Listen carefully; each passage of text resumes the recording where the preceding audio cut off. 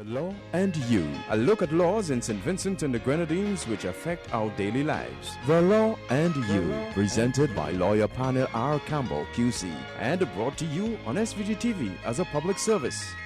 Ladies and gentlemen, brothers and sisters, boys and girls, greetings.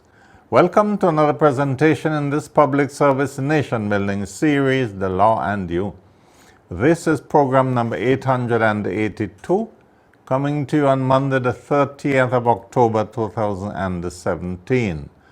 On this program, I will speak to you on the topic Broken Windows by Mrs. Laura Anthony Browne. But before getting into the topic, a few preliminary comments. Firstly, and as usual, my condolences go out to all families which have suffered recent bereavements. Secondly, congratulations to the Adventist Pathfinders on those performances at Victoria Park at the Independence Parade last Friday. I was not there in person. Circumstances beyond my control prevented me going to the park, but I looked on television and saw every minute of it, and the Pathfinders warmed my heart. Congratulations. Thirdly, thank you to the persons who attended St. Elizabeth Cathedral Harvest yesterday at Belmont. Again, I couldn't go. I was laid up. But I understand from the reports that everything went very well, and I've been asked by Archdeacon James Harry and the two young ladies who organized the harvest, namely Sister Latoya John and Sister Wendy Davis Pear. They have asked me to say thank you to those who attended and made the harvest such a resounding success. And then I've been requested by the organizers of Arise and Blossom to remind you good ladies that on Saturday the 11th of November at the Methodist Church Hall in Kingstown, there will be a presentation called Dress for Success. And you are all cordially invited. For further details, you can check out P.R Campbell Company Chambers or Korea City Store, or go online. The organization has a website. It is ariseandblossom, one word, .gmail.com.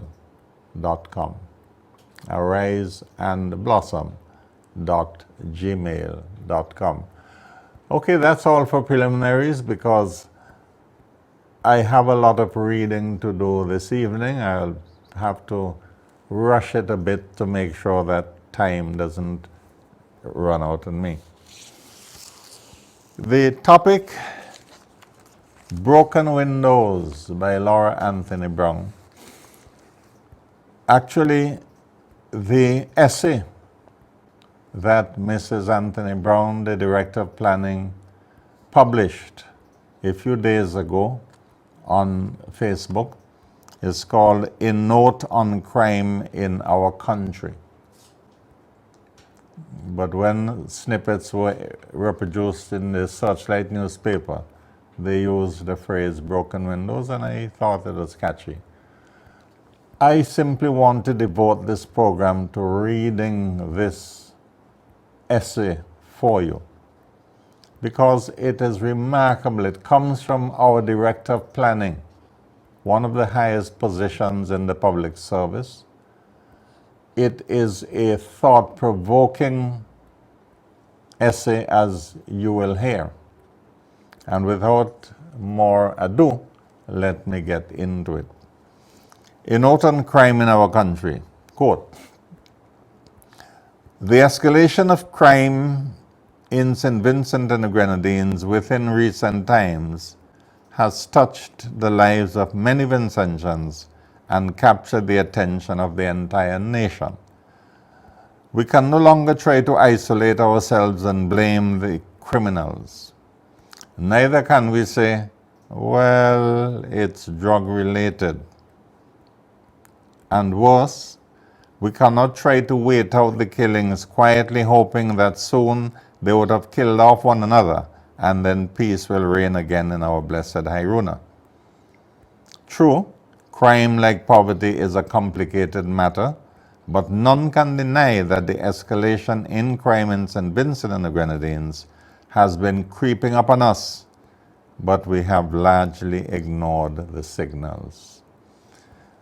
The sister continued, in thinking about this matter and trying to understand its conundrum, my mind was tossed back to the early 1980s when similar attention was focused on the level of crime in the USA, and in particular New York. Crime, especially serious crime, was linked to disorder and the general decline in civility. Investigating this, two researchers, Kelling and Wilson, established a causal link between unchecked and unregulated disorderly behavior and an escalation in crime. This broken windows theory suggests that if a window in a building is broken and is left unrepaired, all of the other windows will soon be broken. Once unrepaired, broken windows is a signal that no one cares. This broken windows theory, which may seem simplistic on the face of it, resonates with me. As a girl growing up in the village of Trumuka, I observed that various head teachers for our school, once they were not from our village, lived in a particular house, which I later came to realize was provided by the government for their use. Eventually, the house was vacant and the window was broken. Soon enough, another window, then another, and eventually the entire house was in a dilapidated condition and became a den for unwelcome activities. Using the analogy of the broken windows theory to try to understand the escalation of crime in our country, I believe that there are a lot of broken windows in St. Vincent and the Grenadines. Mrs. Anthony Browne continues, I have a pet peeve. Kingstown looks like a shanty town on most days. Vendors abound. There is hardly room for pedestrians to walk. Still, certain arms of the general government legitimize this as they collect rent from these vendors, permitting them to ply their trade in whatever part of the city they so desire, unmolested. Everybody has to make $1, we argue. So we allow the vendors to encroach more and more onto pedestrian space, and one dares to comment at the risk of receiving a verbal dressing down. The vending in the streets of Kingstown is a broken window. It needs to be fixed, and the government must see this as a problem that needs to be addressed and summon the courage to do so. Another broken window is the conduct of van drivers. Everyone I know is complaining about the minivans and their loud and lewd music, their reckless driving and overtaking, their open disrespect for the law. Yet they are allowed to get away with this behavior. The police, for reasons not known to the public, seem impotent to act. To be sure, there are minibus drivers who are exemplary, and these must be commended. But the situation with the disorderly conduct of many of the minibus drivers is a broken window in our society. I believe that if one were to seriously investigate some of the crime today, there will be links to the unchecked, uncontrolled, disorderly conduct of the minibus drivers and the escalation of crime.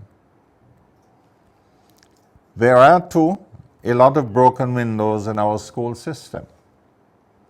Just this last July-August vacation, there was considerable discussion about the vandalism in schools, particularly at the end of the previous school year.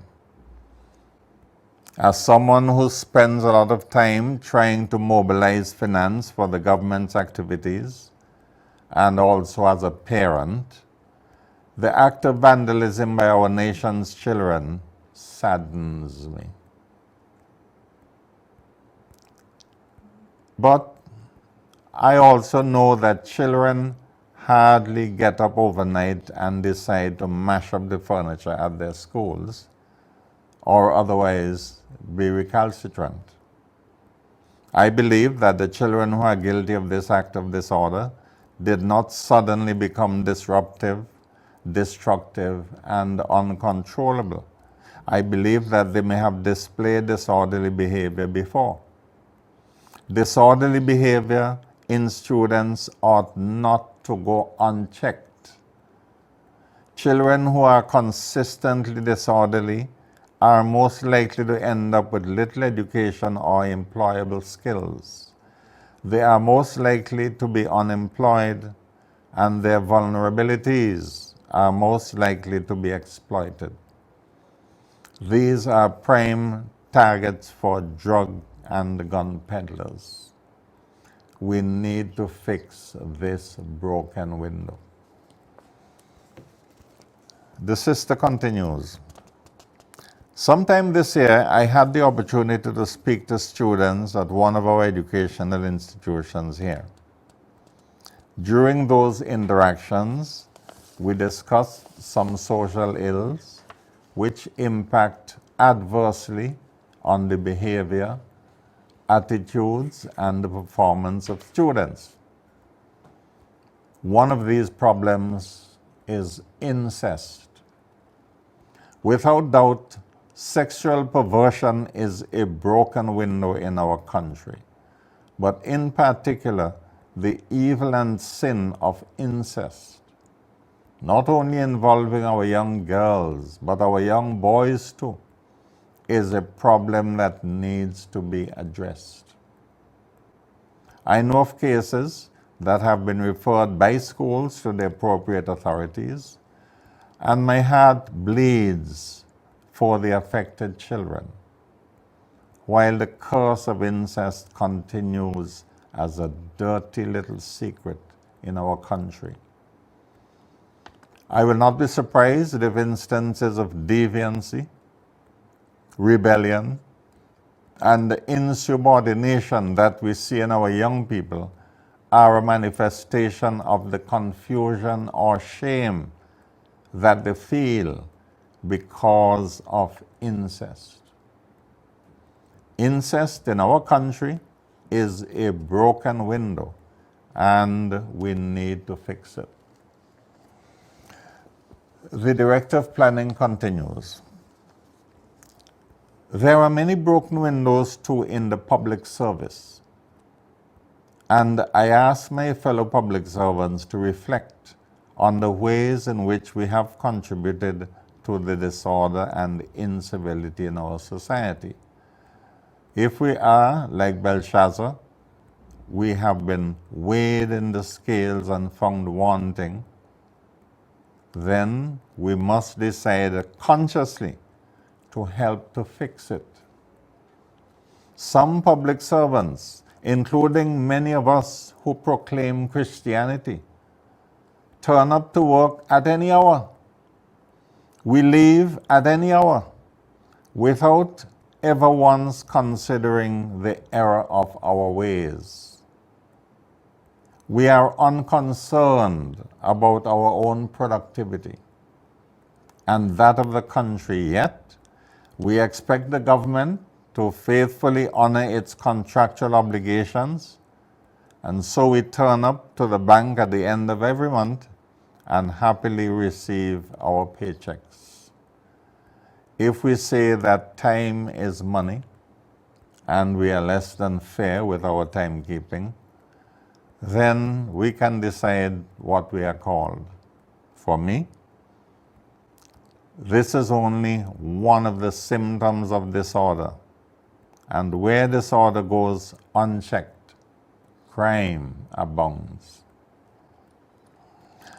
She continues, the next time I am on the pulpit, if it is God's will, I will share how I see the church's role in crime escalation, but more critically in crime prevention, because God has given us specific instructions which, if followed, will lead to the healing of our land.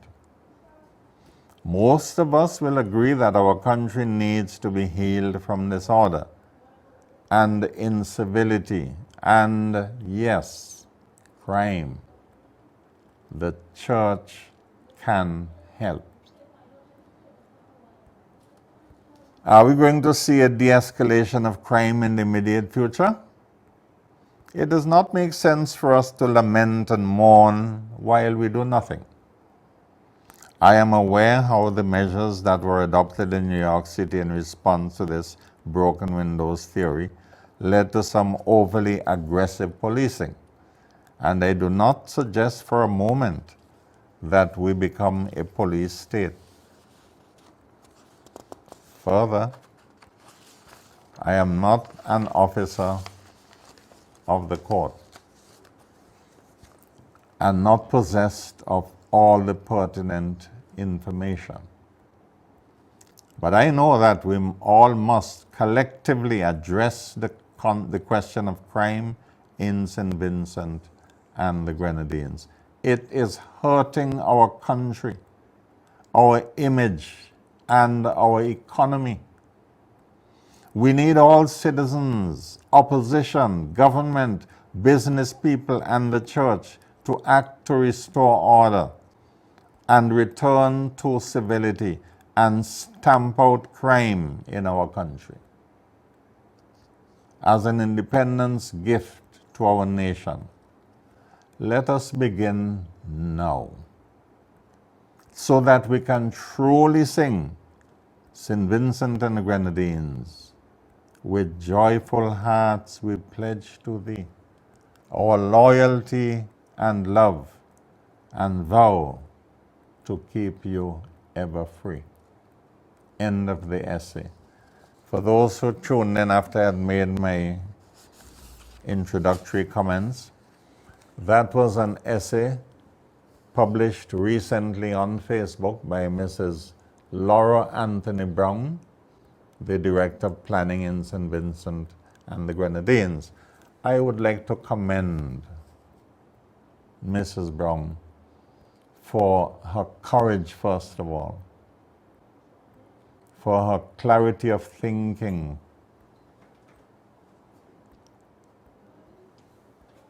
for the poignancy of her expressions.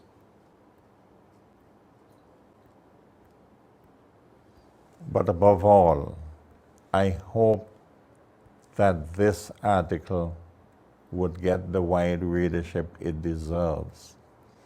And therefore, I am making bold to suggest that the Cabinet, respectfully, ought to consider publishing this article in one or more of the local newspapers as an advertisement, the way that every now and then the Prime Minister or Minister of Government publishes a speech or a conversation.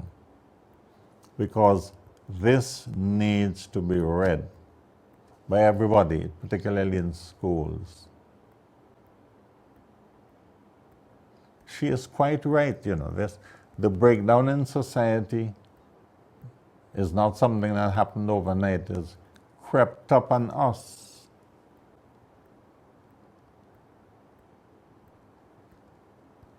But we cannot give up our quest to do better by doing nothing.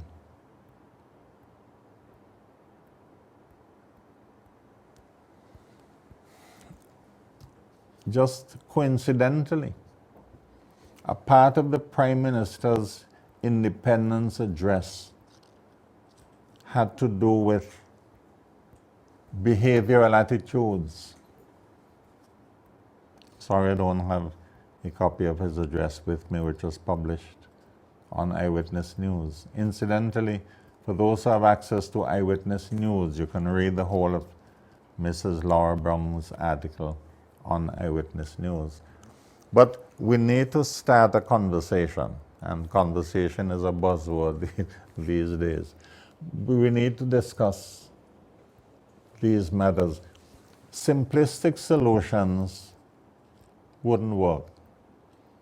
It isn't a question of change the government and then crime would simply be lessened. It's not as simple as that. But at all levels, we need to undertake the sort of in-depth discussion and analysis that Mrs. Laura Browne has invited us to undertake.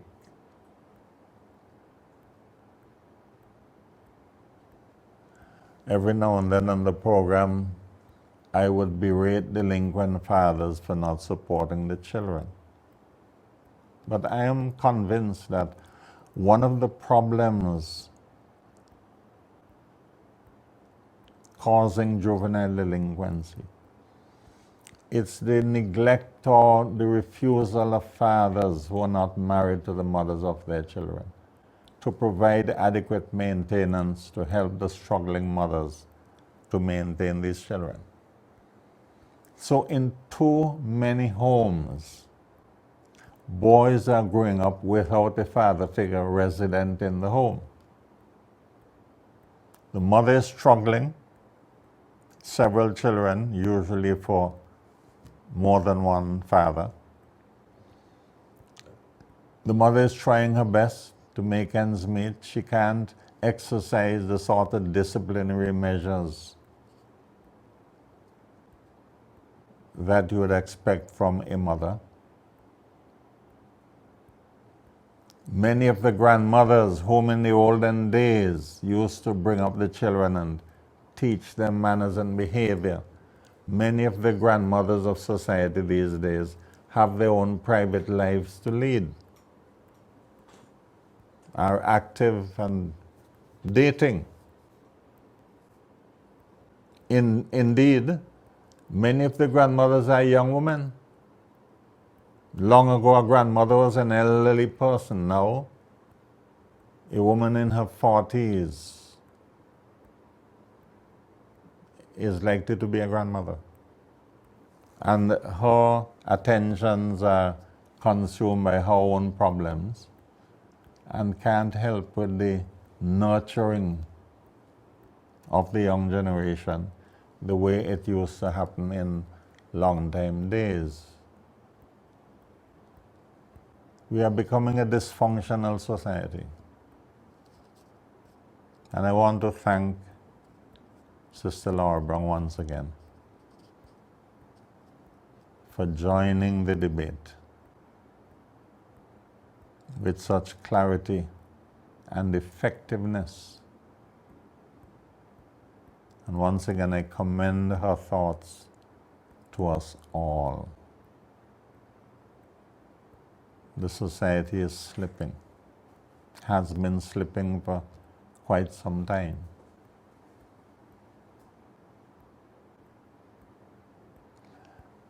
The churches are doing what they can to help.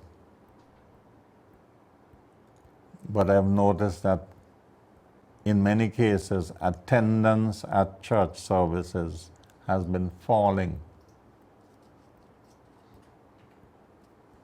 And indeed, because of the crime situation, many churchgoers are afraid to go to church at night, so they stay at home. Unless they have private transportation they can use to go from church to home. They're afraid to walk about after hours.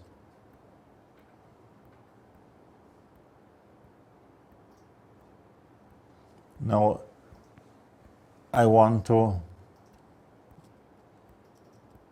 encourage those in authority,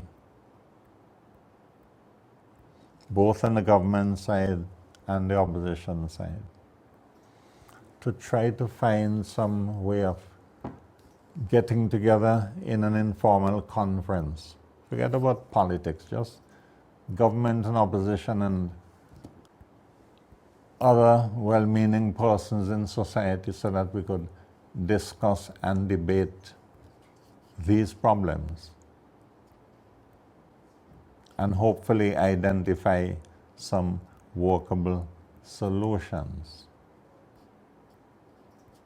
Now that we have just celebrated our 30th anniversary as a nation, patriotism should be strong in our hearts.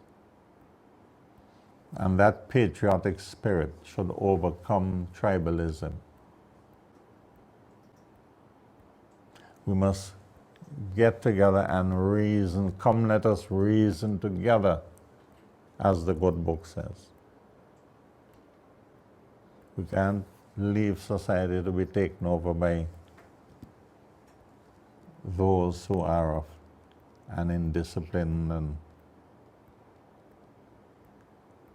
negative disposition. So once again, Mrs. Laura Anthony Browne, thank you very much. I commend you. That is all from this program of The Law and You. I look forward to being of further service to you next week, Monday, DV, for another presentation in this public service nation-building series, The Law and You. Let me remind you once again, the Arise and Blossom Dress for Success event at 3:30 on Saturday, the 11th of November at the Methodist Church Hall. May the good Lord continue to bless us all.